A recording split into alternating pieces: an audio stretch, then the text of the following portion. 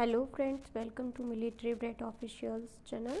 Today we will be discussing December month 2021 current affairs. Okay, these questions will be important for all the defense examination as well as all the competition examination. Okay, so let's have a quick glance on this.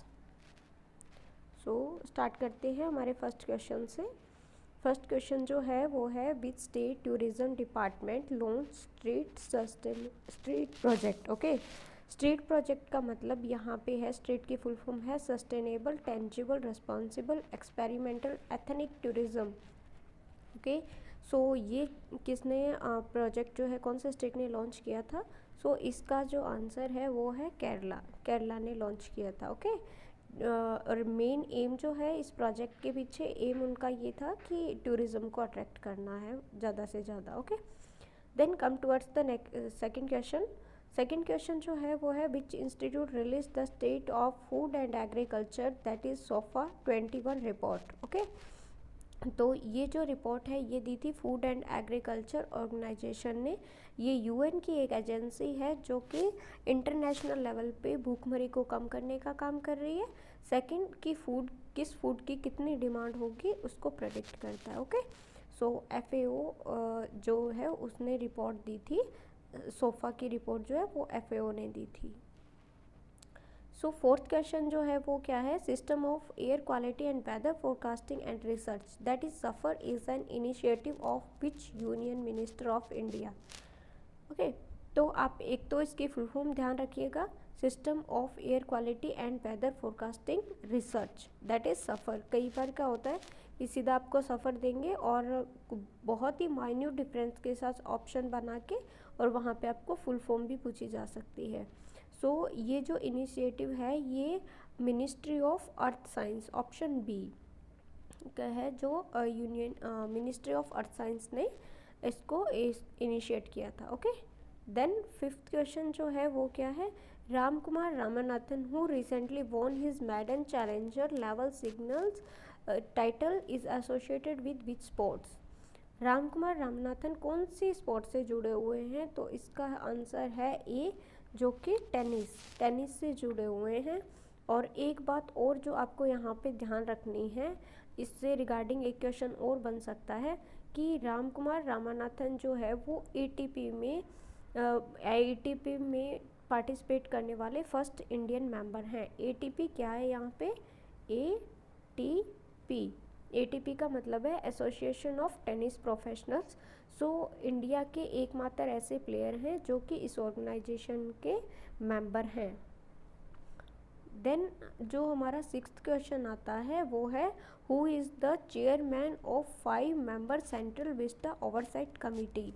Central Vista oversight committee बनाई गई है 2 साल के लिए तो इसके जो chairperson है उनका नाम है रतन पी वटल. और ये जो है ये एक 20,000 करोड़ का प्रोजेक्ट है, उसको डायरेक्टली गवर्न करने के लिए ये वाली कमेटी जो है सेंट्रल विस्टा ओवरसाइट कमेटी बनाई गई है.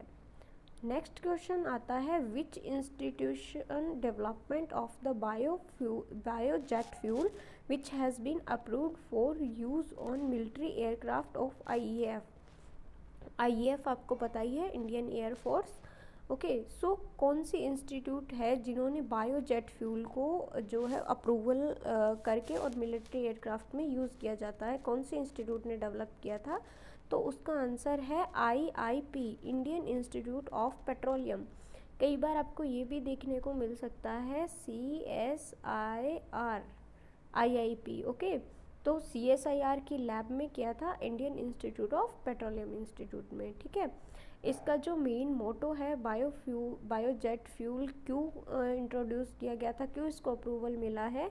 तो इसका एक सीधा सा एम है कि यहाँ पे फ्यूल को सेव करने के लिए और कॉस्ट इफ़ेक्टिव भी ये काफ़ी रहता है, इसलिए बायोजेट फ्यूल और एक इसमें और है इथेनॉल ब्लेंडेड जो फ्यूल है वो यूज़ किया गया है, उसको परमिशन मिली है. ओके, देन नेक्स्ट क्वेश्चन आता है when is the day of remembrance for all the victims of chemical welfare observed every year. तो इसका जो आंसर है वो है बी आंसर, दैट इज़ 30 नवंबर. इसका जो मेन एम है वो ये है कि जो ये डे ऑफ रिमेम्बरेंस जो बनाया जाता है कि केमिकल वारफेयर को रोकने के लिए, उनके विक्टिम्स को एक तरीके से याद करने के लिए, दूसरा कि एक शांति बनाए रखने का जो है और केमिकल वेपन्स को जो है वो प्रोहिबिट करने के लिए ये डे मनाया जाता है। Okay, which institution released A report title designing the future of dispute resolution. ठीक है, डिज़ाइनिंग और the future of dispute resolution जो है वो रिपोर्ट रिलीज़ की थी नीति आयोग ने, सॉरी वो जो है किसने की है, नीति आयोग ने। तो ऑप्शन हो जाएगा बी। ठीक है,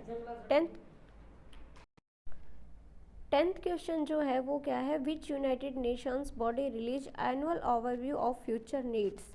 तो ये कौन सी ऐसी बॉडी है जो OCHA मतलब फ्यूचर नीड या सो हमारा नेक्स्ट क्वेश्चन है वो है which United Nation body releases annual overview of the future needs.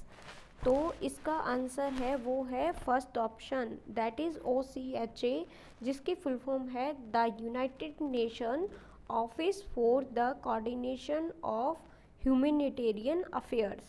आप लिख सकते हैं चाहे तो। एक बार मैं फिर से रिपीट कर देती हूँ, OCHA की फुल फॉर्म है the United Nation office for the coordination of humanitarian affairs. ठीक है, तो उन्होंने ये रिपोर्ट जो है वो रिलीज़ की थी। उसके बाद जो नेक्स्ट क्वेश्चन हमारा आता है उसमें क्या है कि chocolate bordered flitter which was seen in the news is a recently discovered species. कि एक चॉकलेट बॉर्डर फ्लिटर जो है वो देखी गई थी, तो वो कौन सी जो किसकी स्पीसीज है, कि स्नेक की है, बटरफ्लाई की है, टॉर्टोइज की है। तो ये इसका जो आंसर है वो है second option, that is butterfly. ये जो चॉकलेट बॉर्डर फ्लिटर है इसको डोजोंगू सिक्किम में देखा गया था। ओके, डोजोंगू एक जगह का नाम है सिक्किम में, वहाँ पे एक रिसर्चर जो थी उन्होंने ऑब्जर्व की थी ये नई स्पीसीज़ है बटरफ्लाई की। और अगर मैं साइंटिफिक नेम देखिए, कई बार MNS में पूछा जा सकता है बिकॉज ये बायोलॉजी रिगार्डिंग काफ़ी इंपॉर्टेंट क्वेश्चन बनता है। तो थोड़ा ध्यान दीजिएगा, इसका नाम है जोग्राफेटस डोजोंग्यूजेनेसिस। ओके, जोग्राफेटस डोजोंग्यूजेनेसिस। ओके, सो ये इसका साइंटिफिक नेम है, जो MNS के लिए ये काफ़ी इंपॉर्टेंट क्वेश्चन बनता है। देन नेक्स्ट जो है क्वेश्चन है वो आता है डायरेक्टरेट ऑफ रेवेन्यू इंटेलिजेंस, जिसको कि DRI बोलते हैं, is an enforcement agency under which organisation. कि DRI इनके कौन से के अंदर आती है, तो वो आती है, फर्स्ट ऑप्शन आ जाएगा central board of indirect taxes. ठीक है, अब यहाँ से जो और क्वेश्चन बनते हैं वो आपसे ये पूछा जा सकता है कि जो ये DRI एजेंसी है वो किस पे काम करती है, तो ये एंटी स्मगलिंग मैटर्स पे काम करती है DRI एजेंसी। ओके, और यहाँ ही से जो 2-3 क्वेश्चन और फ्रेम होते हैं वो भी मैं आपको बता देती हूँ। तो ये पूछा जा सकता है आपसे कि central board of indirect taxes and customs का दे के पूछ लेंगे कि चेयरपर्सन कौन है। ठीक है, तो इसके चेयरपर्सन जो हैं वो तो हैं विवेक जौहरी।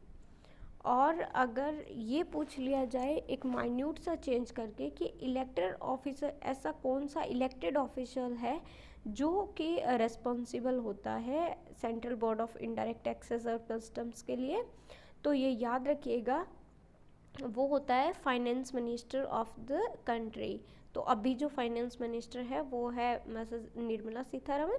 तो आंसर हो जाएगा, अगर पूछे कि इलेक्टेड ऑफिसर कौन सा है तब तो निर्मला सीतारमण आंसर हो जाएगा, और अगर डायरेक्टली पूछे कि चेयरपर्सन कौन है तो उसका आंसर होगा विवेक जौहरी। ओके,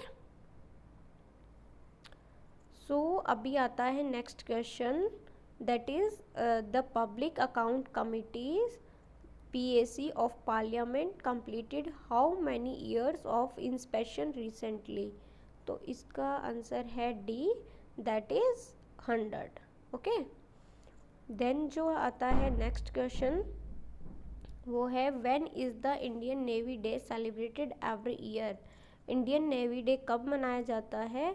तो ये जो सेलिब्रेट किया जाता है वो है, सॉरी बी ऑप्शन रहेगा, वो है 4 दिसंबर. अब ये जो नेवी डे या कोई भी ऐसा डे होता है वो क्यों सेलिब्रेट किया, नेवी डे की अगर मैं बात करूँ क्यों सेलिब्रेट किया जाता है, तो नेवल फोर्स की जो अचीवमेंट्स हैं और उनका रोल है कंट्री में, उसको दिखाने के लिए नेवल डे सेलिब्रेट किया जाता है.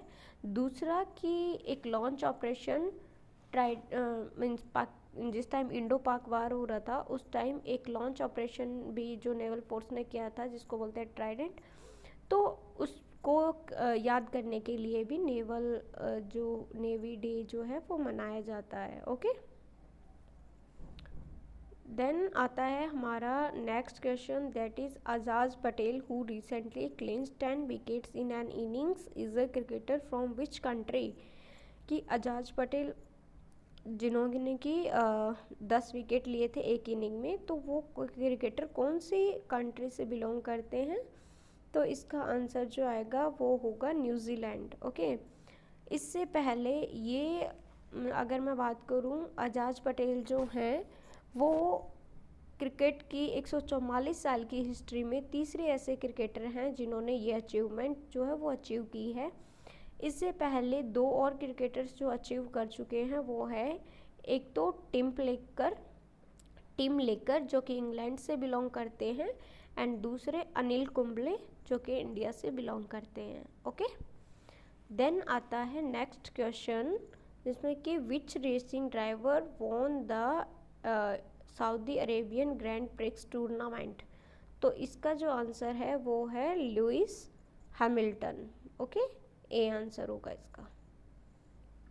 उसके बाद नेक्स्ट जो क्वेश्चन आता है वो क्या है, which airline is said to be the first to use sustainable aviation fuel, SAF. Okay, तो इसका जो आंसर है वो क्या है, ब्रिटिश एयरवेज इसका आंसर है. और ये फर्स्ट सस्टेनेबल एविएशन फ्यूल जो है ये कमर्शियल स्केल पे यूके ने एक एग्रीमेंट साइन किया था फिलीपींस के साथ. ओके, और उसमें जो SAF का जो मेन मोटो क्या है वो ये है कि कार्बन इंटेंसिटी का जो फ्यूल है उसकी जो डिमांड है वो रिन्यूएबल रिसोर्स से कंप्लीट की जा सके, लाइक वेस्ट वेजिटेबल ऑयल हो गया, फैट्स हो गया, उनसे ये लोग जो है वो ये तैयार कर रहे हैं. ठीक है, देन नेक्स्ट जो क्वेश्चन आता है वो है, India recently signed agreement with ADB to provide affordable housing for urban poor in which state. ठीक है, तो अब ADB यहाँ पे क्या है, एशियन डेवलपमेंट बैंक. तो इंडिया ने एशियन डेवलपमेंट बैंक के साथ एक एग्रीमेंट जो है वो साइन किया है जिससे कि एक अफोर्डेबल रेट पे कि हर बंदा अफोर्ड कर सके, ऐसे रेट पे शहरों में, मतलब शहरों में जो गरीब रहते हैं उनको जो हाउसिंग जो फैसिलिटी जो है वो दिला सके. तो ये जो इंडिया का स्टेट है वो है B option, that is Tamil Nadu. Okay, या दैट इज़ तमिलनाडु. सो चलते हैं सेकेंड क्वेश्चन की ओर. So what is the name of the portal launched by the minister of civil aviation for seamless air travel during COVID. ठीक है, तो इसका जो नाम है वो है एयर सुविधा. ओके, सोशल डिस्टेंसिंग मेनली को प्रायोरिटाइज करते हुए, उस चीज़ को ध्यान में रखते हुए एयर सुविधा जो है उस पोर्टल को बनाया गया था. Which South Indian recently approved a law allowing same sex marriage. Okay, same sex marriage अभी जो है वो कौन से साउथ अमेरिकन कंट्री में की गई है, that is B option Chile. Sorry, इसका जो ऑप्शन है वो होगा B option, that is Chile, B option. Okay, then next जो क्वेश्चन आता है वो है which is the headquarter of international solar alliance located, मतलब है ISA का हेडक्वार्टर कहाँ पे लोकेटेड है, that is international solar alliance. Okay, तो इसका जो हेडक्वार्टर है वो गुरुग्राम में है, तो ऑप्शन क्या हो जाएगा, B, that is Gurugram. Okay, जनवरी 2016 में Narendra Modi and French president थे जिनका नाम है फ्रेंकोइस होलैंडे, उन्होंने इसका इनॉग्रेशन किया था। ओके, देन जो हमारा नेक्स्ट क्वेश्चन है वो आता है Gram Ujala program is the flagship scheme of which union ministry, की flagship scheme of which union ministry, ये किसका Gram Ujala program is the flagship scheme of which union ministry, तो इसका जो आंसर है वो है B option, ministry of power जो है इसका सही आंसर होगा। इसमें इसके तहत क्या क्या है, CESL जो है ये कंपनी है कन्वर्जेंस एनर्जी सर्विस लिमिटेड, जो कि हाई क्वालिटी के LED बल्ब जो है वो बहुत ही कम रेट में, मतलब 10 रुपये बल्ब के हिसाब से प्रोवाइड करवा रही है लोगों की। और CESL ने ऐसा करके 15 लैक्स जो बल्ब है रिसेंटली उन्होंने करोड़ का प्रोजेक्ट जो है वो कंप्लीट किया है, 50 लाख के लगभग LED बल्ब्स को सेल आउट करके। ओके, सो इस प्रोजेक्ट को जो है इस स्कीम को गरम उजाला प्रोग्राम को इनिशिएट करने में CESL का काफ़ी बड़ा हाथ रहा है। देन जो आता है नेक्स्ट जो क्वेश्चन आता है वो है which country is set to ban the scale of tobacco to its next generation, कि आगे आने वाली पीढ़ी में कोई भी टोबैको की सेल नहीं होगी, ऐसा बैन करने वाली कौन सी ऐसी कंट्री है, तो देखिए इसका आंसर है C option, that is New Zealand. ठीक है, न्यूजीलैंड ने क्या किया है कि 2008 के बाद पैदा होने वाला कोई भी बच्चा टोबैको के प्रोडक्ट्स या टोबैको जो है वो ख़रीद नहीं सकता है, ऐसे कुछ लॉज बनाए गए हैं। ओके, देन आता है हमारा next question, that is global methane initiative, that is GMI was created in which year, GMI कौन से ईयर में क्रिएट हुआ था, तो ये है 2004 में जो है GMI को 2004 में जो है वो GMI को क्रिएट किया गया था, और इसमें US, यूनाइटेड स्टेट्स और इंडिया को इंक्लूड करते हुए 13 अदर कंट्रीज़ जो है वो इस इनिशिएटिव में शामिल हैं।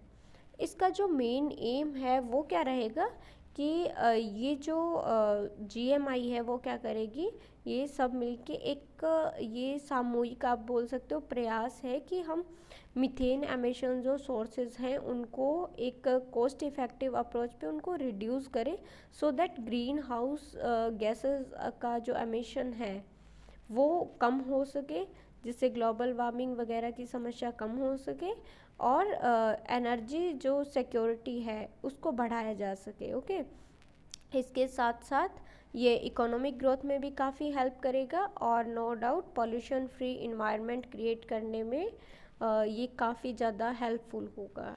Okay, so this is all about today's December month current affairs. Okay, thank you so much, and which video you want further,